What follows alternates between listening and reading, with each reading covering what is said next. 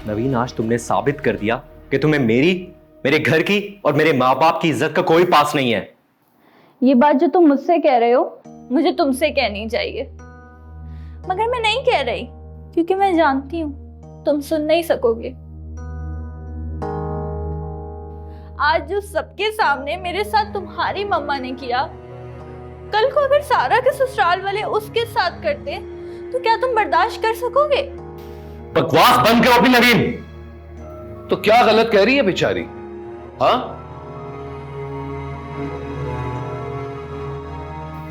फर्ज कर लो कि खुदा ना खास्ता तुम्हारी बहन को उसकी सास ने तुम्हारे सामने मारा होता, तो क्या तुम बर्दाश्त कर पाते?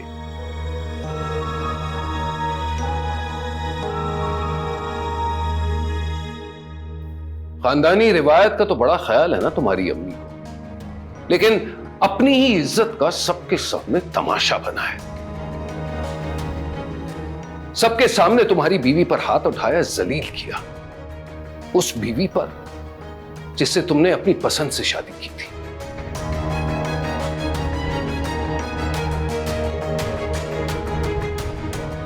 काश मैं तुम्हारी शादी की हिमायत ही नहीं करता।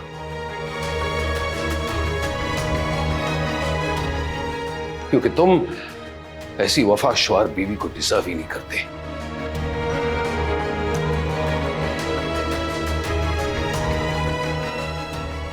मैं फैसला कर चुका हूं, आज के बाद तुम दोनों यहां से शिफ्ट होने वाले हो। पापा खामोश! अपनी मां की हिमायत में मेरे सामने एक लफ्ज मत बोलना है माद, वरना इस घर की बर्बादी में जो कसर बाकी था ना, वो मैं पूरा करूंगा।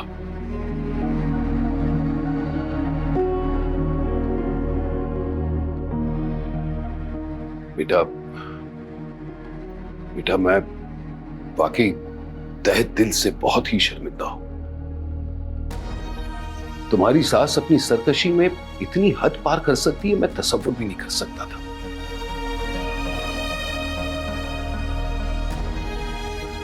लेकिन तुम्हें फिक्र करने की जरूरत नहीं है।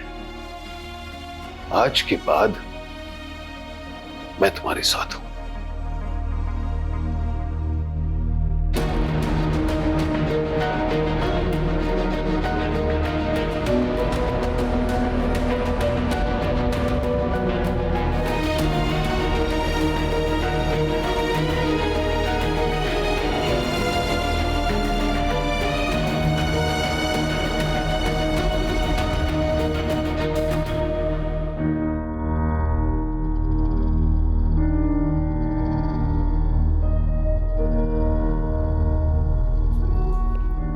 मिल गया सुकून तुम्हें? पड़ गई तुम्हारे सीने में ठंड? कर दिया ना बाप बेटे को अलग? यही चाहती थी तुम। कहती थी ना मैं तुम्हें कि तुम्हारी बीवी एक बहुत बड़ी फसाद की जड़ है, लेकिन तुम्हें मां की बात पर यकीन ही नहीं आता था। देख लिया ना आज अपनी आंखों से। और हां लड़की, तुम इस घर से शिफ्ट होना ना, तुम जरूर होगे, मगर अकेले।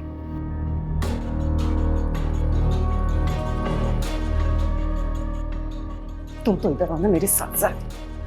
अरे मामा लाओ, अरे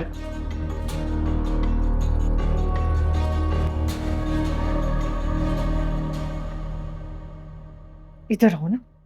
अरे मामा क्या हो गया है? ये क्या कह रहे थे तुम्हारे बाबा? कि उन्होंने नवीन से शादी करवाने में तुम्हारी हेल्प की।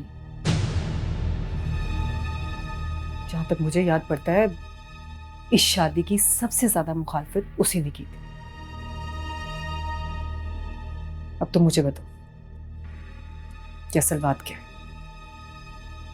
अरे मामा प्लीज इस बात को छोड़ दें आप। यही तो प्रॉब्लम है। यही प्रॉब्लम है कि तुम मुझसे बातें छुपाते हो, जिसका फायदा तुम्हारे बाबा और तुम्हारी बीवी उठाते हैं। देखो बेटा, तुम अगर अपनी बीवी के साथ खुशी खुशी जिंदगी गुजारना चाहते हो तो इसे क्यों छुपा रहे हो? मुझे साफ साफ बता दो, वरना याद रखो,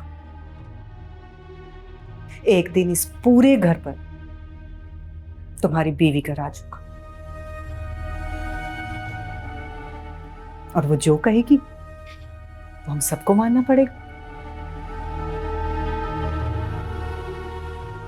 और अगर तुम चाहते कि ऐसा नहीं हो तो उसे तुम्हें कंट्रोल करना पड़ेगा, वरना सारी जिंदगी ना जोरू के गुलाम बनकर रहते रहना। चलो ये बताओ, तुम्हारे बाबा जो कह रहे थे उसमें कितनी सच्चाई है? असल में नवीन से पसंद की शादी करने के लिए पहले बाबा से मैंने ही बात की थी। क्या?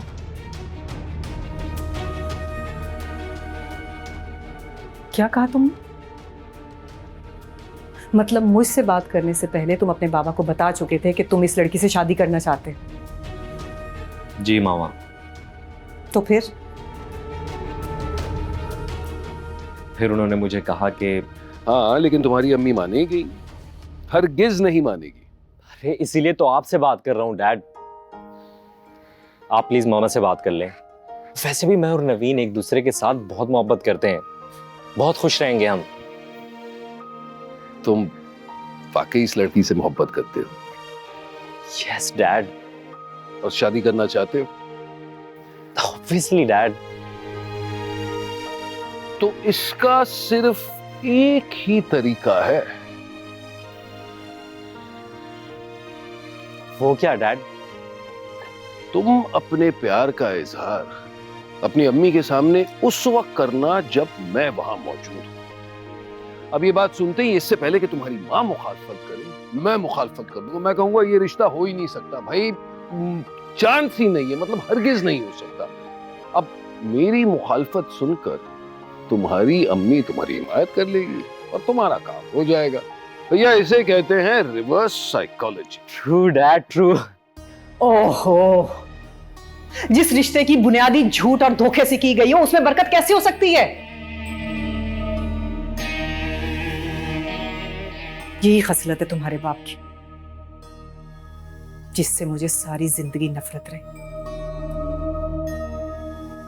हमेशा झूठ, धोखा, चालबाजी, यही वतीरा रहा है उसका। दोस्ती के नाम पर गैर औरतों से ताल्लुकात बनाने के लिए 100 झूठ बोले हैं मुझसे, और आज मुझे बुरा बनाने के लिए तुम्हें भी इस झूठ में शामिल कर ले।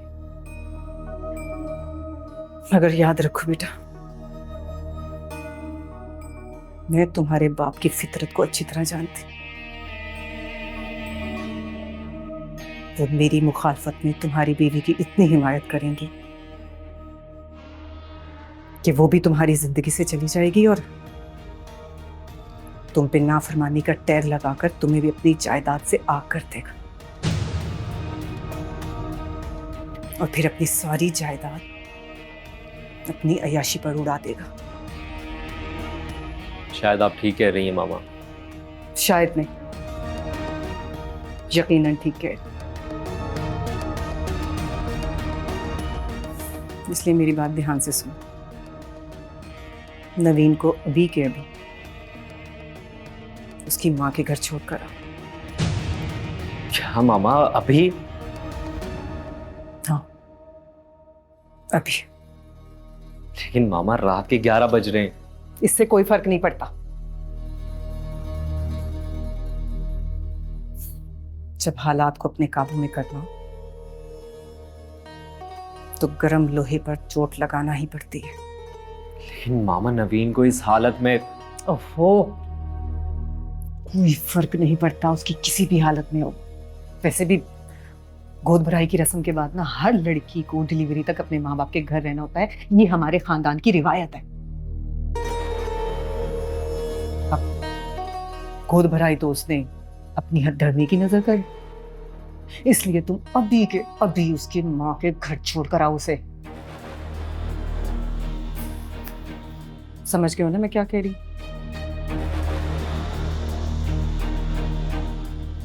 गुड।